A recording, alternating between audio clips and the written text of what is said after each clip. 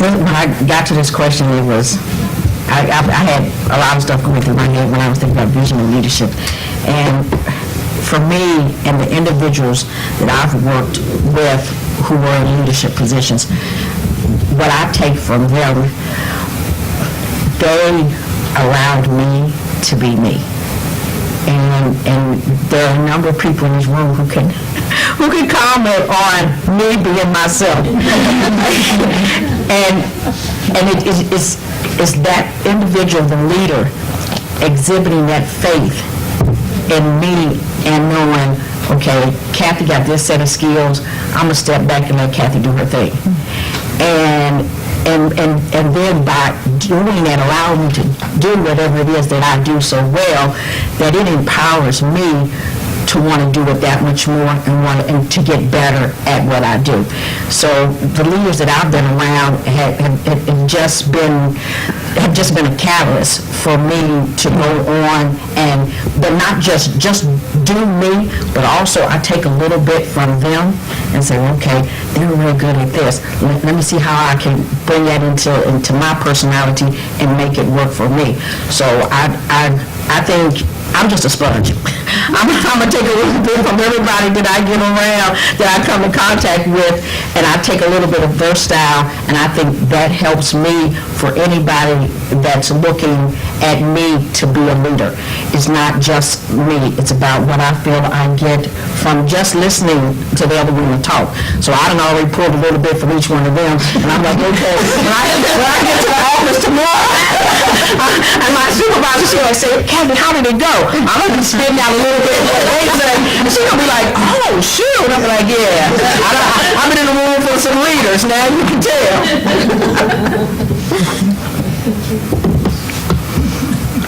Describe an event or moment in the past 25 years that made you the most proud to be a mountaineer. Or you can answer, what about the least proud? I can't pick one thing. Well, that's not true. There are many things that I'm proud of, but I think the biggest thing I'm proud of is how the library system has changed over time, what we have been able to accomplish with the amount of resources that we have in order to support the colleges and departments on the various campuses. When I came here, it was nothing like we are now. And we are most fabulous now.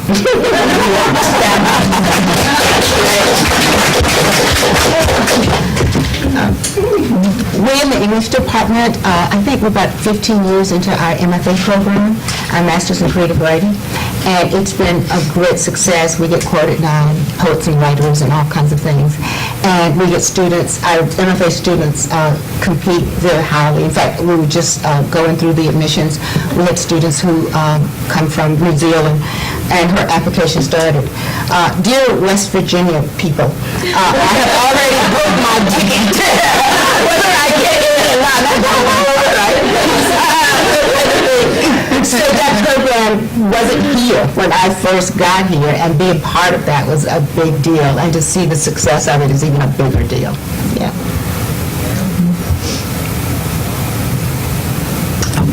I was looking at Margie. I was waiting for her to go. For me, wow, 25 years. I think I have to agree with Mother. I probably don't have just like one thing. It's probably just a combination of things. Real quick, when I first interviewed for a position in '94, went to the interview went well. Dr. Carolyn Zinn interviewed me for a position. And after talking, she says, is this a position you'd be interested in? I'm like, yeah. She says, well, you'll be an excellent candidate. However, I'm not going to select you. And I'm thinking, oh my God. And I'm like, may I ask why? She says, because if I select you and you start at this position, I feel I'm doing you an injustice. Because she says, I feel there's a position out there that's tailor-made for you, and this is not the one. Probably a few weeks after that, I interviewed for a position, which I was offered and I did accept. I interviewed with the dean of that college, and she asked me, where do you see yourself in 5 years? I said, with your job. And I've been at WVU ever since. And she hired me, and I've had people ask me, how could you dare say that to her? I says, well, she asked me the question, and I answered it. And so it's those moments that have led to this position. And from coming from the Evansville campus to coming downtown to women's studies, and women's studies, I tell everyone that I meet, women's studies saved my life, and to be now where I'm at the Advanced Center, and then being selected to serve on the 2020 Strategic Planning Council, and to sit in a room with individuals like Marjorie was on the council, and there was deans and directors and chairs, and I'm sitting in a room and I'm exchanging dialogue with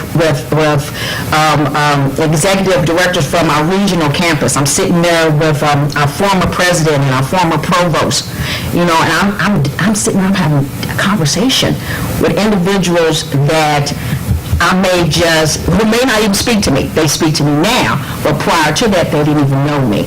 So I feel that all of those moments just tie in to where I'm at and how I think I feel about myself, which is a very positive feeling that I have. Well, I guess I haven't been here as long as my esteemed colleagues, but I think I have been very proud of the students that have come through our programs. We have had leadership training within the program that has encouraged them to be able to do some really great things since we've been running it. And we've had, African American students running for office, several of them elected.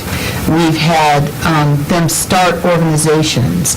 We've had them be the presidents of many organizations, and watching them branch out and navigate the campus community in a very confident and positive way. That's been what I've enjoyed watching the most, which I think in the short period of time that I've been here has given me the most gratification in terms of what I see. So may I say something else? The other thing, other than my MFA students or the STAR students, I have been working with that program for 6 years now. And seven. Some of the best students I've taught have come out of that program. So thank you, Lindsay. Yeah. They're phenomenal kids. They are. They really are. What changes are still needed to create an inclusive and supportive environment for all women at WVU?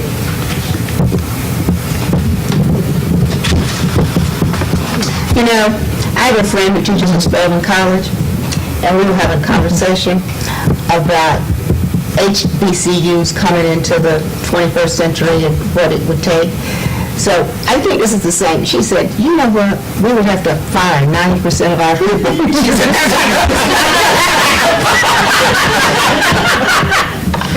so I think that answers our approach to this question.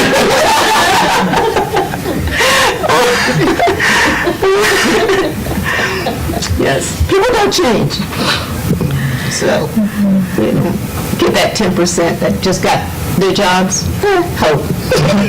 Well, one of the things I would say, not exactly as Dr. Smith put it, but one of the things that we have to do is acknowledge, where we are. Yeah. We have to say, we have to make deliberate efforts to hire certain people, to hire women, to seek out qualified candidates of color, to make sure that when we have an opening, we take a look at the opening and ask ourselves some very deliberate questions. Is there, as we have this opening, is there any way that we can get some diverse candidates in here and at least give them a shot, at the position? And when I was very young, many, many moons ago, there was in my hometown, there was not one African-American teacher in the school system. And there was an outcry, about that. And there were qualified candidates around town that had their teaching certificates and just were not even considered for positions, even though there was a serious drought of African Americans on faculty of any school in the system. And so finally, there was an acknowledgement of that and a deliberate effort made to at least try to hire some African American people. And there were a few really failed attempts, but the community got together and they said, look, we're not going to tolerate this anymore. This is deliberate, and we're not going to watch this transpire forever. And it was a struggle because there is a resistance to change. And there is a fear that resides, when people start to talk about change that really blocks it. And so what I would say that we have to do in order to create an inclusive environment is to get very deliberate about being inclusive. We have to decide that we are not going to tolerate a non-inclusive environment as a community, black, white, male, female, Hispanic, whoever, that we need to see representation everywhere, and we're not going to stop until we do. Because if we don't, things will continue. The status quo always takes precedent. But we have to say, no, this far and no further. For libraries, I think it's interesting as well because individuals of color are underrepresented in the profession anyway. So it's even more difficult. It is about opportunity, but it's also about mentoring. It's about recruitment. It's about seeing people that look like me when someone's 15, so that they find some kind of interest or have conversations that make librarianship interesting or viable for them to think about pursuing early in order to be included at this stage of the game. So maybe it's a double whammy with that. But certainly there has to be opportunity and there has to be recruitment of individuals in the profession. Which there is a push, but maybe not necessarily at every academic institution for that. So. Well, may I just chime in that, in terms of recruitment and mentorship, the people that recruit and mentor for diversity don't necessarily have to be diverse people. You can find mentorship in anywhere. The best mentors that I had were black and white. The person that gave me my first break was a white woman who saw potential in me and said, I'm going to sponsor you, I'm going to mentor you, I'm going to guide you through this process. Oftentimes, however, African American students don't find that mentorship, in white faculty. And so what we have to do is recognize that we are an academic community, and we have to mentor and foster excellence in all of our students. And just because they don't look like us, or just because as a student that person doesn't look like me, doesn't mean they would not be a great mentor. That's true. I'm sorry. I get caught up in y'all just don't know how many notes I'm taking based on what you're saying. I totally agree with everything I've written down. There's definitely still room for improvement. I know within my department, the Advanced Center, a group of male faculty came to the director of the Advanced Center, which is Dr. Melissa Latimer, and said that they wanted to create an advocates group. And this Advanced Advocates Group is a network of only male faculty. And they work, what they're doing is they're working with other male faculties on the campus to encourage them to find out what their best practice are for recruiting and for conducting interviews, or where do you go when you get applications? Are you checking to see if there are any women? Are you checking to see if there are any women of color? And they're meeting with these male faculties to encourage them and insist them and just to bring to their attention that you're not doing this in your departments.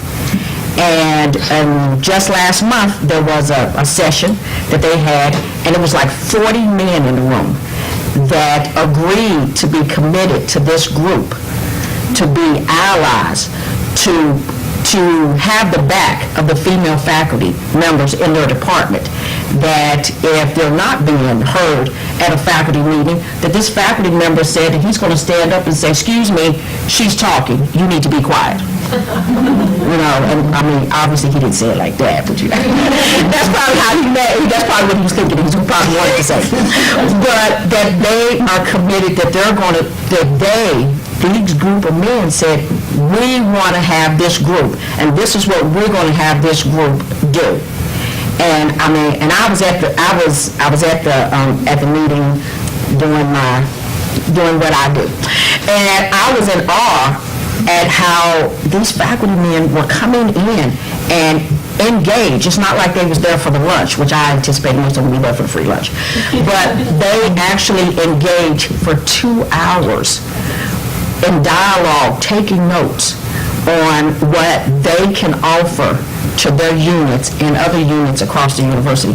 And I think, and we even have a gentleman that came from West Virginia Tech, and he wants to do it on that campus as well.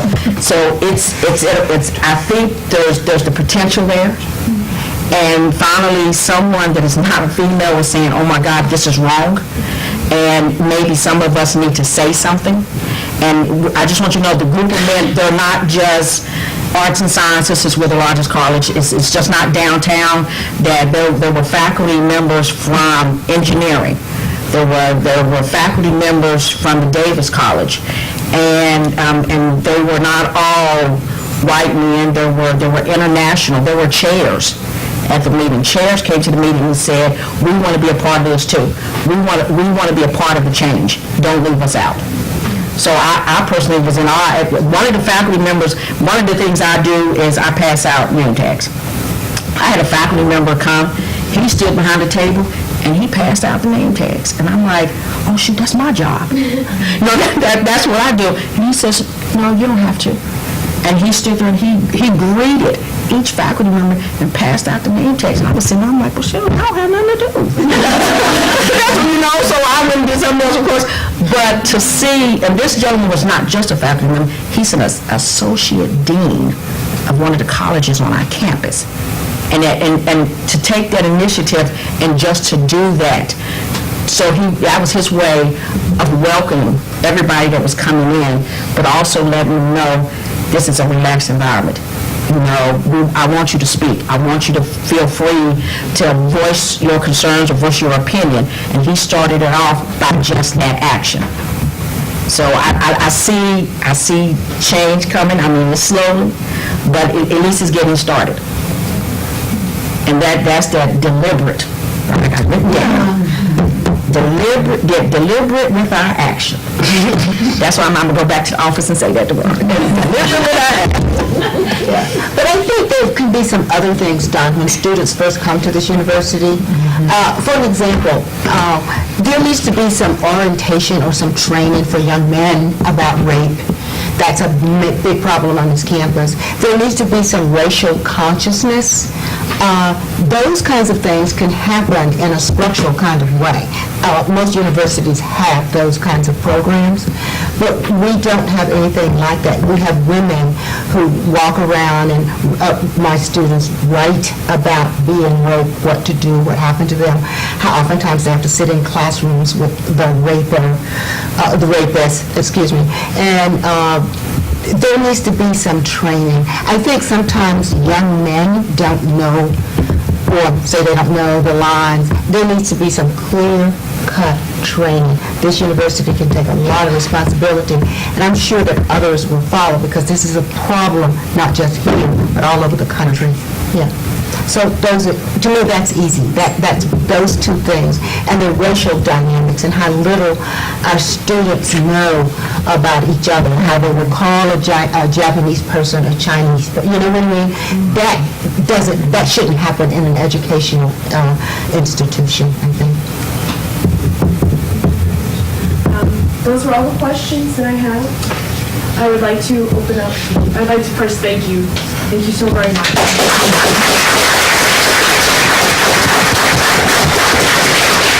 So now I welcome to invite questions and comments from the audience. Question. Yes. So, Ms. Fuller, you mentioned something that is very important to, I think, all of us residents and to probably every new faculty member at WVU, retention. And this is for all of you who'd like to comment.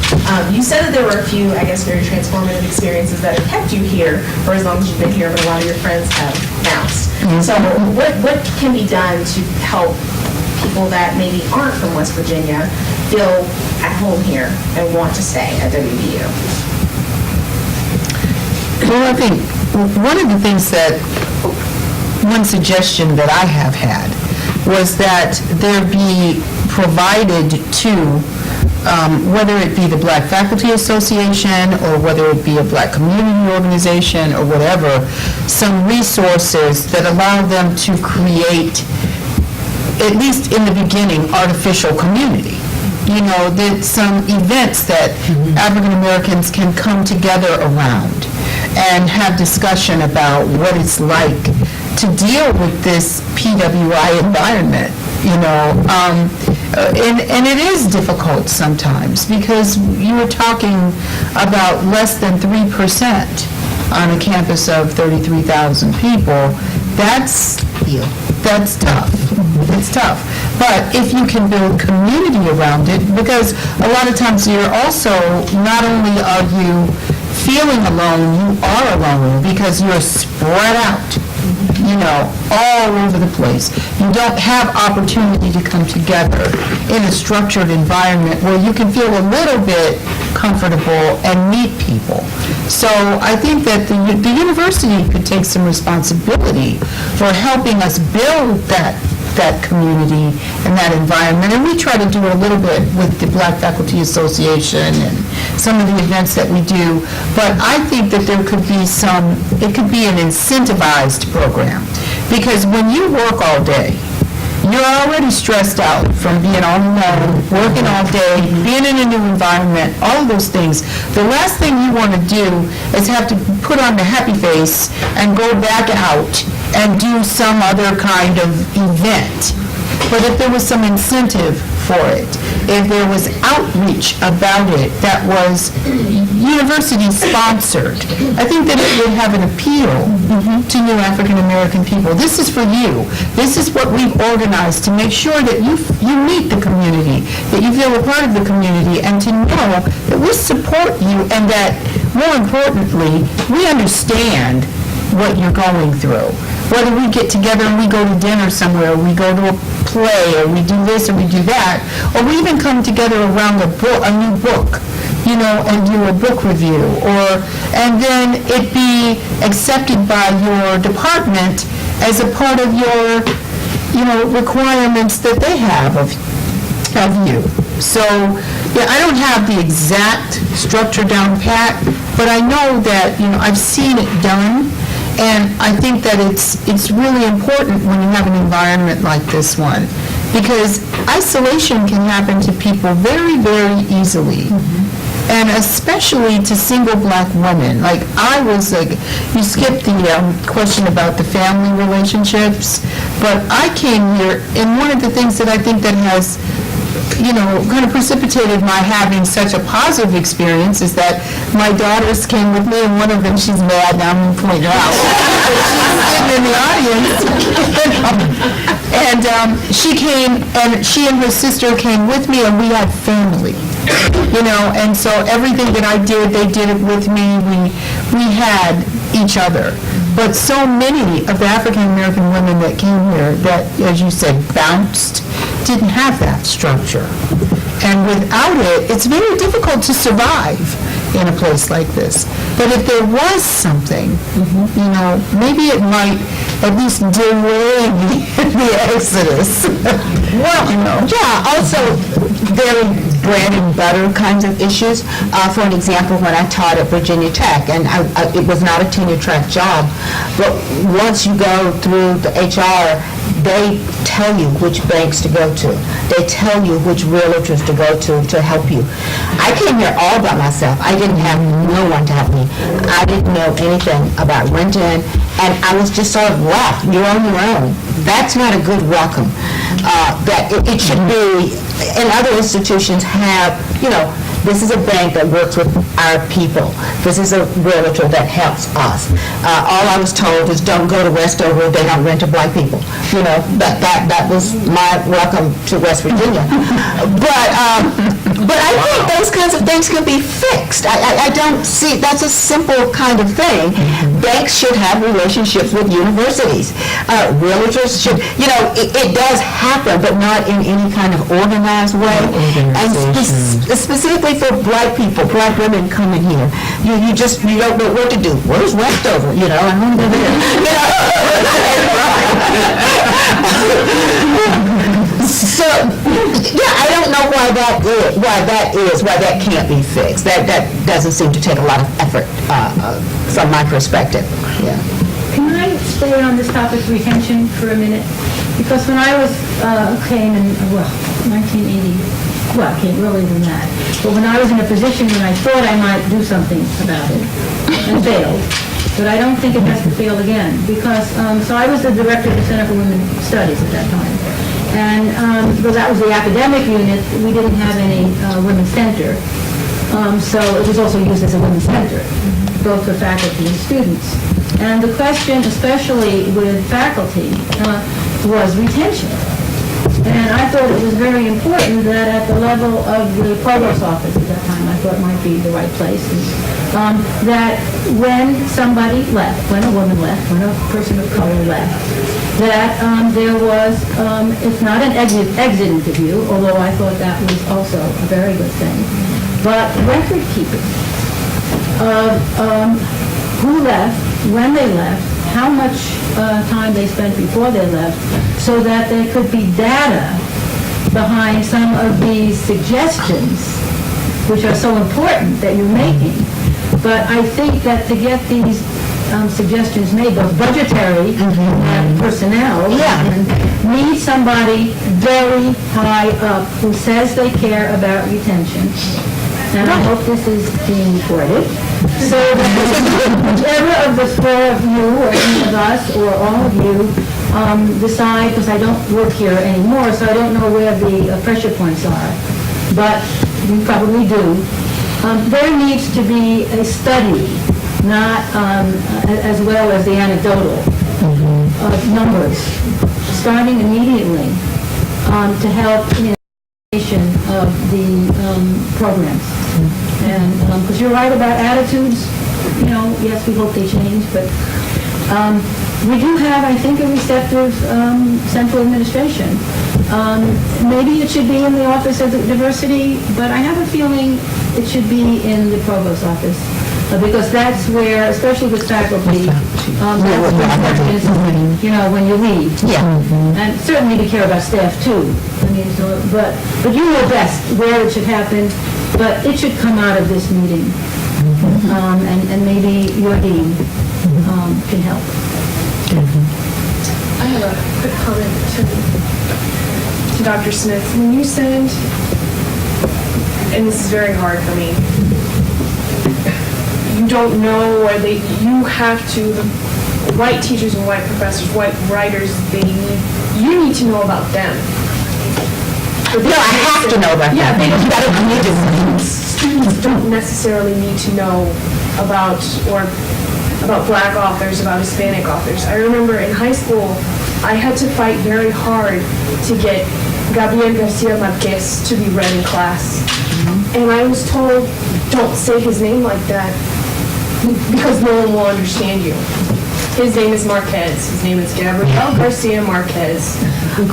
Well, we're so lazy. When it comes to the poor Asian students come over and they, what's your name, Betty? You're just so sad. You know what I mean? Because they know we're going to chop it up or just call it something, nickname or something.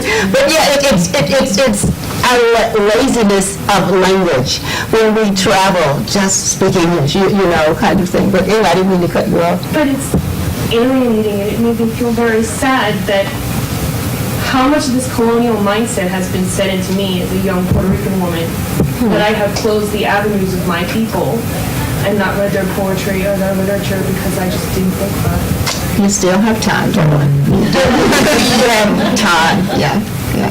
And as children, we're taught. Yeah, You know, you're not responsible for what you were not taught. that's exactly right. Yeah. But education is a continuous process. We keep learning.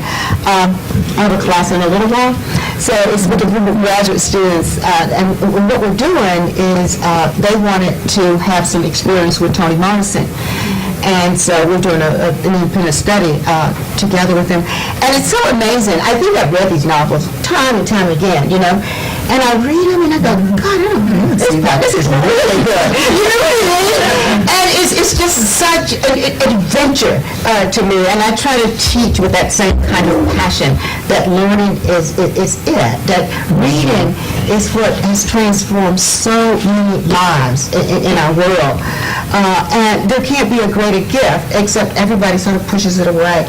I can remember the first year I was here, I was on some kind of curriculum committee, and it was somebody in engineering and somebody in some other programs, and they were deliberately suggesting that the students who majored in their majors shouldn't be required to read books, to read and I said, I'm baffled. Please help me to understand this. And they went on to help me to understand it. It was a waste of their time. They should be problem solving and this kind of thing. I had to excuse myself. I had to get up and leave. I could not. Yeah. But one of the students feel this way. If you have faculty members, you have parents, you know what I mean? This is where they get it from. But there was a fight about that. Who should be required to read books? Yeah. So we shouldn't be surprised that this is where we are. My point is.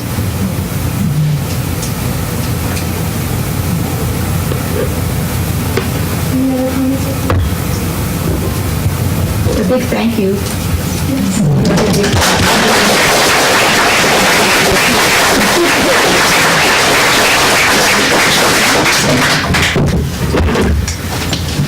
Thank you all for attending. Okay.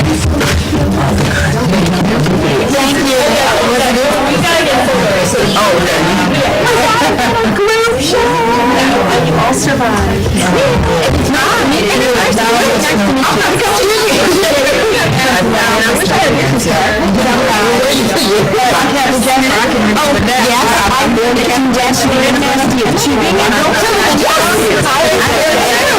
Yes,